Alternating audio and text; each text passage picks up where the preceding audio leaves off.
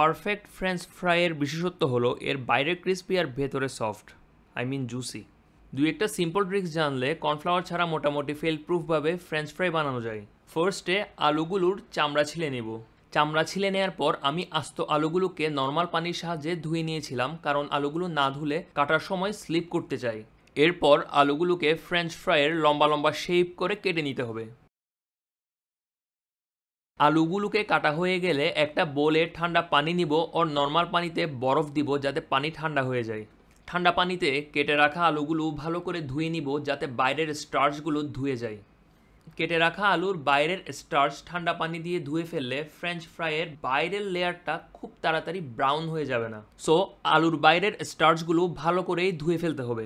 আমি সেম প্রসেসে আলুগুলোকে 2বার ধুয়েছিলাম। ধুয়ে নেওয়ার পর আমি পানি থেকে আলুগুলোকে আলাদা করে নিব।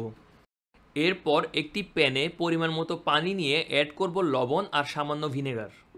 পানি সামান্য ফুটে উঠলে আলুগুলোকে অ্যাড করব এবং 10 মিনিটের মতো সিদ্ধ করব। একটি পেপার তাওয়াল এভাবে বিছিয়ে নিব। 10 মিনিট পর আলুগুলোকে পানি থেকে তুলে পেপার তাওয়ালটির উপর এভাবে ছড়িয়ে দিব। আরেকটি কাপড় বা পেপার তাওয়াল দিয়ে আলুর এক্সট্রা পানিগুলো মুছে ফেলব। পানিতে ভিনেগার অ্যাড করার কারণে আলুগুলো সিদ্ধ করলেও এর ইলাস্টিসিটি যাবে না, অর্থাৎ আলুগুলো ভর্তার মতো হয়ে যাবে না, একটি স্ট্রাকচার ধরে রাখবে, আবার ক্রিস্পি হতেও কিছুটা সাহায্য করবে। এবার চুলায় একটি কড়াইয়ে তেল গরম করতে দিব। তেলটিকে খুব বেশি গরম করার দরকার নাই, সামান্য এরকম বুদবুদ উঠলেই চলবে। আলুগুলোকে ফার্স্ট টাইমের জন্য একবার ভেজে নিব। এখানে একটি সিম্পল ট্রিক, এটি মনে রাখলে আশা করি ফ্রেঞ্চ ফ্রাই বানাতে নেক্সট টাইম আর কোনো প্রবলেম হবে না। ফ্রেঞ্চ ফ্রাইয়ের জন্য আলুগুলোকে মূলত 2বার ভাজতে হবে। ফার্স্টবার লো ফ্লেমে ভাজবো, সেকেন্ডবার হাই ফ্লেমে। ফার্স্টবার লো ফ্লেমে ভাজার উদ্দেশ্য হলো আলুগুলোকে কুক করা, আর সেকেন্ডবার ফ্রাই করার উদ্দেশ্য হলো আউটার লেয়ারটাকে ক্রিস্পি করা। কিছুক্ষণ ভাজার পর দেখবেন আলুর কালার চেঞ্জ হতে শুরু করেছে, বিশেষ করে দেখবেন আলুর বাইরে একটি চকচকে লেয়ার তৈরি হয়েছে। এমন অবস্থায় আলুগুলোকে আর এক্সট্রা ভাজার প্রয়োজন নাই। তেল থেকে আলুগুলোকে নিয়ে একটি পেপার তাওয়ালের উপর ছড়িয়ে দিব।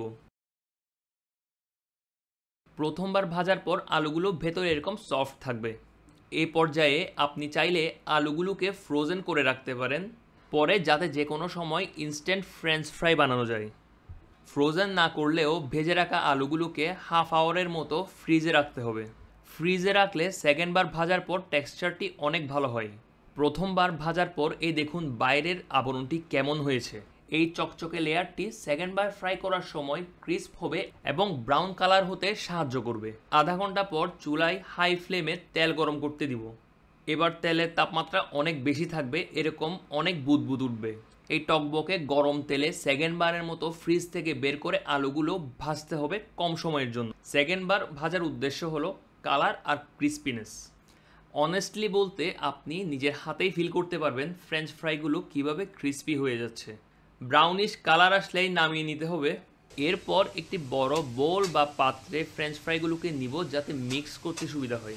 অবশ্যই ফ্রেঞ্চ ফ্রাইগুলো গরম থাকা অবস্থায় লবণ আর আপনার পছন্দ মতো মশলা অ্যাড করবেন। আমি জাস্ট সিম্পল লবণ আর সিম্পল লাল মরিচের গুঁড়া ইউজ করেছি। এরপর এভাবে ঝাঁকিয়ে সবগুলো ভালো করে মিক্স করে নেব। মিক্স হয়ে গেলেই আমাদের কাজ ডান। এখন অনেকের মনে হতে পারে এত কাহিনী করে ফ্রেঞ্চ ফ্রাই বানানোর কী দরকার। অনেস্টলি বলতে যদি আমার হাতে পর্যাপ্ত সময় থাকে তাহলে আমি অবশ্যই এভাবেই বানাবো, কারণ ফ্রেঞ্চ ফ্রাই বানাতে গিয়ে যদি আলু ভাজি হয়ে যায় তাহলে ব্যাপারটা জমে না। যাই হোক, ভিডিওটি দেখার জন্য ধন্যবাদ।